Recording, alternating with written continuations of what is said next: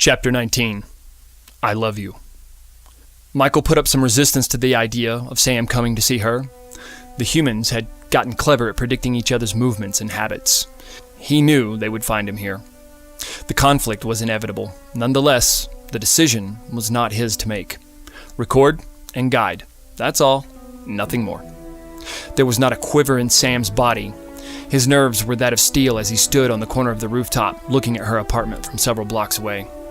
Even though the smog of the city hung thick in the midsummer air, Sam's vision was stronger than the eagle's searching for prey. He could see the nondescript vans parked in various locations around her apartment. He knew with absolute certainty that there would be swarms of heavily armed men inside those vehicles. This was going to pose a problem. Sam closed his eyes and listened. The sultry air was jam-packed with noise from murmurs of the city. Squinting his brow and turning his head ever so slightly, he could pick up chatter from their radios, but could not make out their words. Though his ears were acutely sensitive, he did not have quite enough control to filter out the garbage. He knew she would be there. Why else would they be hanging out near her place? That also meant they knew who he was. But what Sam couldn't figure out was how they found Julia so quickly. Sam didn't own a cell phone. She wasn't on any record with him. He hadn't been there since it all began. How could they possibly know anything about his connection? They had an inside track. Someone was filtering them information. Regardless, this was going to complicate the situation. Sam knew that his sudden disappearance would cause her to worry, and he wasn't going to have that. He had to say goodbye in person. It couldn't be a phone call or a letter. Today could very well be the last time he saw her, and he had to tell her how he felt. She had to hear it from his lips. He needed a solid plan. As he looked out and around, he began to see faint glimmers of light streaking across the rooftops. They appeared and disappeared swiftly. A brisk squint of the eyes and shake of the head did nothing to cure this ailment. In fact, the harder he tried to focus on the task at hand of finding a way into his beloved's apartment, the more he saw of these lines. Curiously, the glimmers of light were in direct correlation with the various plans he was calculating. A bit more focus, and he could see faint glimpses of the actions he was plotting. The streaks of light would guide him to a major action. Then, he was able to see all things and possibilities in that area simultaneously from a first-person point of view. The whole ordeal was fantastically disorienting. Sam shook his head and squinted his eyes once more as he turned and stepped away from the ledge. A couple of deep breaths would pass before he would reopen them. Turning back towards the ledge, he decided that instead of fighting it, he would let the wave of predictions flow over him. His new vision was obviously one of the unexpected benefits of his freshly acquired power. His eyes began to dart left and right with the ferocity of a mathematician trying to read a large equation on a chalkboard for the first time. Lines were streaking out in front of him in a clustered spiderweb pattern. Images of rushed movements and hurried explosions of speed flooded his mind's eye in scattered detail. He would always lose sight of a streak as it bent around a corner or passed by a van that was holding soldiers. He was able to make an assumption that he could not see beyond the unknown, which he had no idea what was waiting for him around those corners and no idea exactly how many men were inside of those vans. If only there was a way to know what was going on in those vans. Then he might know what to expect and be able to predict the outcome of those actions. Then it dawned on him. Sam picked up one of the chicken nugget-sized stones that littered the rooftop and vigorously hurled it at the closest of the vans that were slightly over 200 yards away. The stone smacked the side of the van with a massive pop. To his surprise, his idea worked like a charm. The instant the stone struck the van, it released a beautiful bouquet of colors that functioned as a combination of sonar and infrared combined. The muddy mixture of colors showed him a brilliant picture of what was going on in the van. 8 men, heavily armed. "What do you, think they intend to do with all of those big guns?" Michael asked as he walked up to the edge of the rooftop. "Can you see what's inside of the van?" Sam questioned. "I can see anything you can see when you focus that hard. But I gotta say, neither Ra nor Ismail had those fancy tricks." "Oh, you mean the thing I did with the rock?" questioned Sam. "I mean, none of it. The rock, the streaks, the predictive visions, it's quite fabulous," Michael stated. "What's your plan?" "I haven't quite figured it out. Any suggestions?" Yeah, I could just fly you over there and maybe drop you on the roof." The sarcasm was thick. Sam was taken at the simplicity of the plan.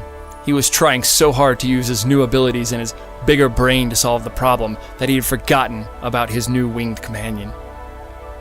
Sam, I would just like to reiterate my previous statement about how bad of an idea I truly believe this to be. Michael's comment may as well have fallen on deaf ears. Michael was not standing beside a rational man. Sam was a man that was driven by love.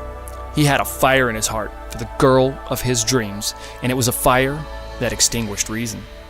Sam was a man that had a chip on his shoulder for authority, and finally, this was a man that had something to prove, and the power to prove it. Michael was acutely aware of how this was going to turn out. He knew that you simply cannot give a child a big stick and expect them not to hit something with it. It was that way with Ra, and it was that way with Ismail. The question wasn't if he would hit anything, it was how many things would he hit before he stopped swinging. Even with all these things taken into consideration, Michael wasn't there to talk him out of his love-stricken decision. The choice was as solid as concrete in Sam's mind. No, Michael's job was to observe and obey. "All right, let's do this," Sam said with a bit of a smirk. Michael extended his arm, and Sam reciprocated with a forearm-to-forearm grip that would have made the strongest Roman warrior proud. With a blast of air, they shot across the apartment-littered cityscape below and hovered above the building in which Julia lived.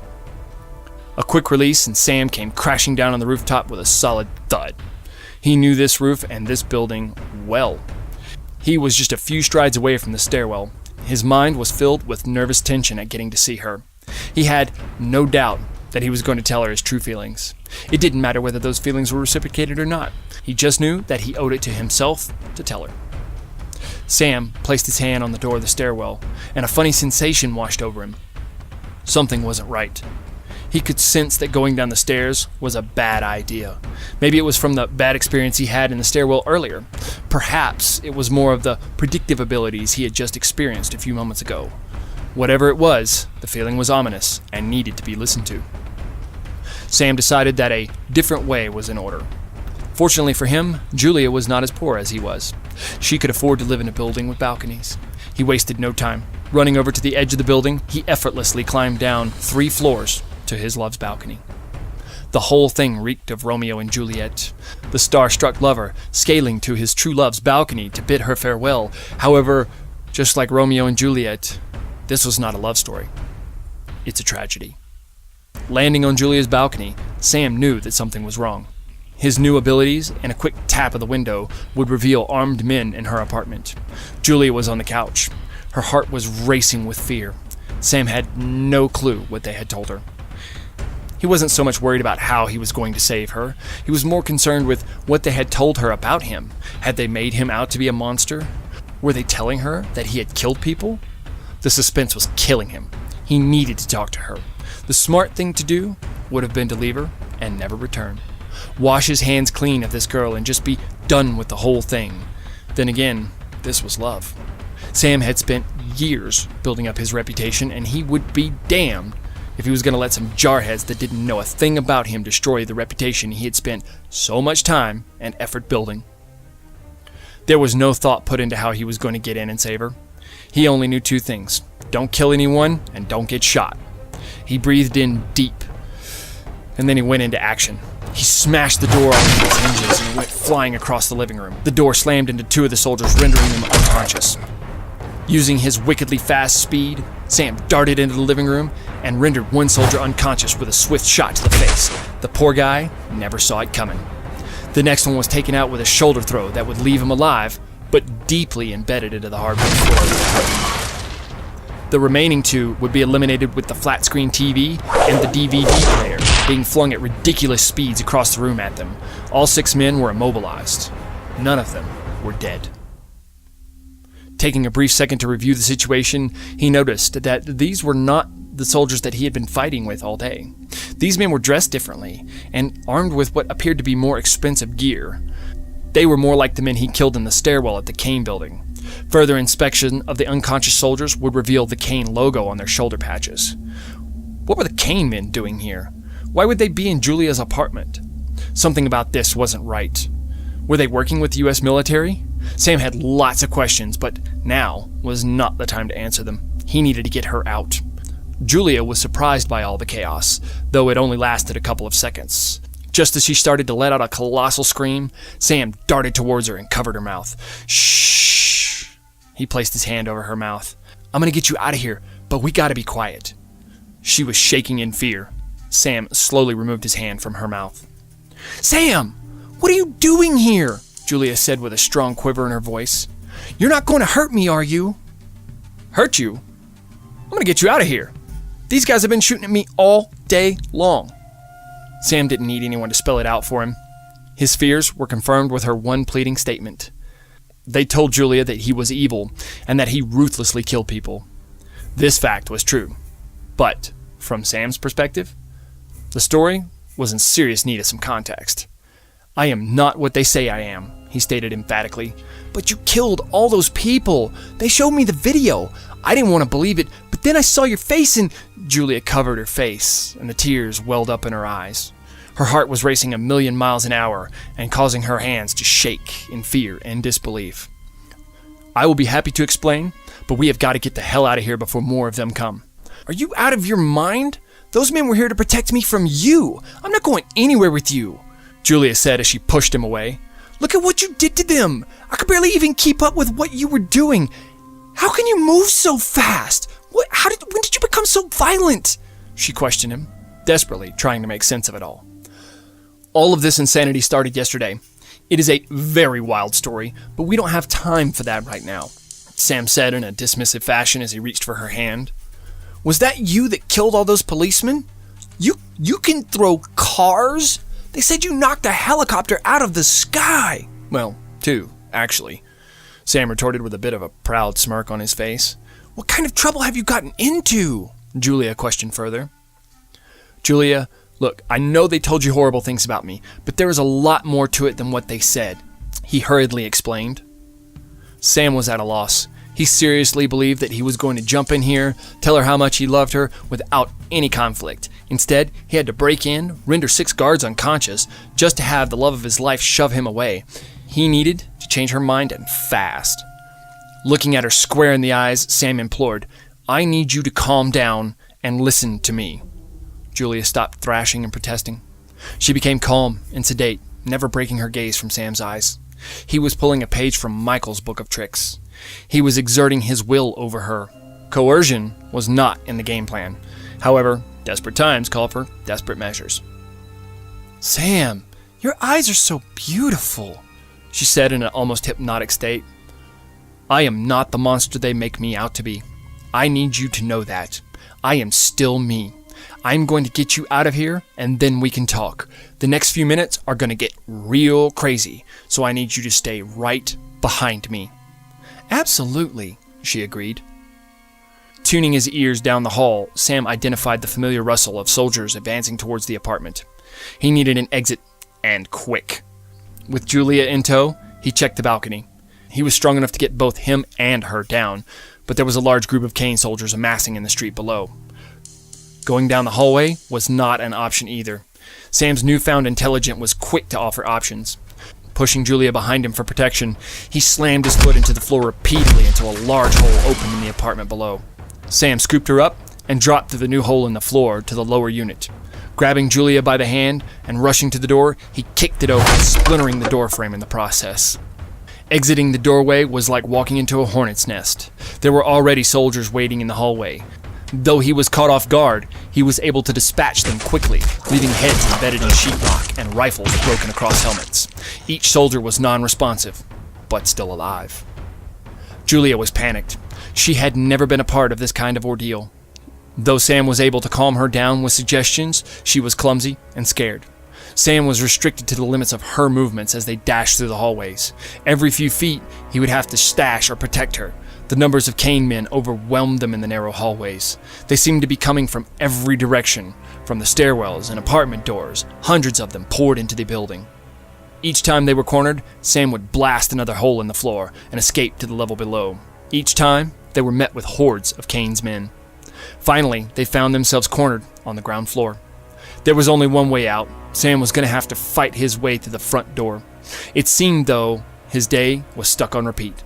Going into a building, Getting trapped by people trying to kill him, his brain went into overdrive as the first few shots whizzed past his head. He knew he could heal pretty quickly from a shot to the arm or the leg, but he wasn't sure about a shot to the head. And what about Julia? She was human. She didn't possess super strength, healing, or immortality.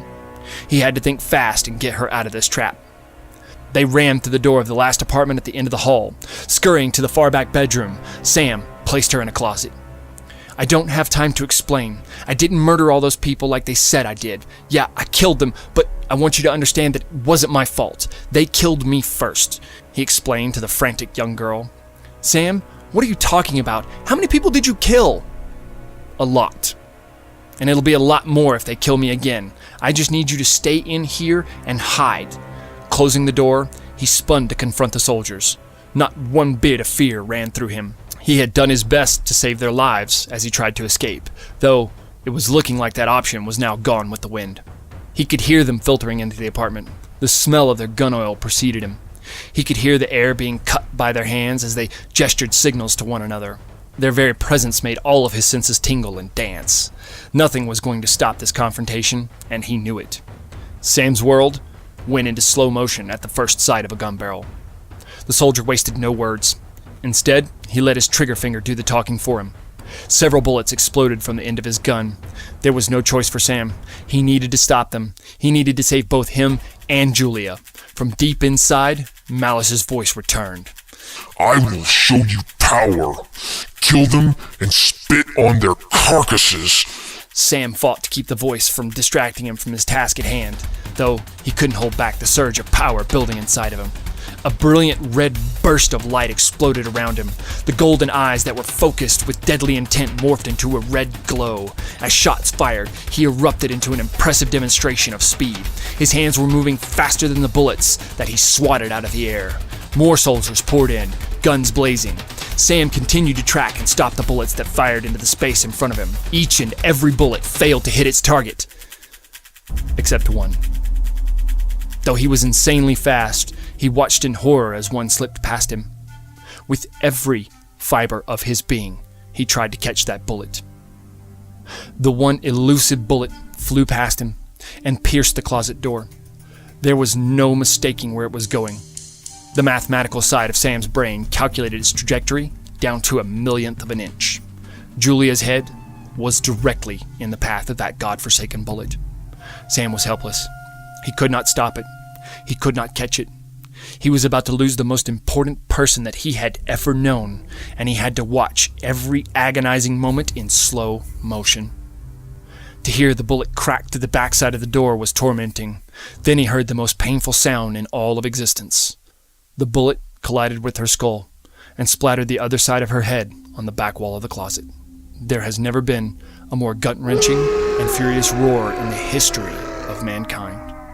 Sam's pain rattled the walls and doors. The plaster from the ceiling cracked and chipped, falling on the heads of the soldiers. The bullets Sam collected in his hands became projectiles that killed every soldier in the room with precision. His heart rejoiced in their death.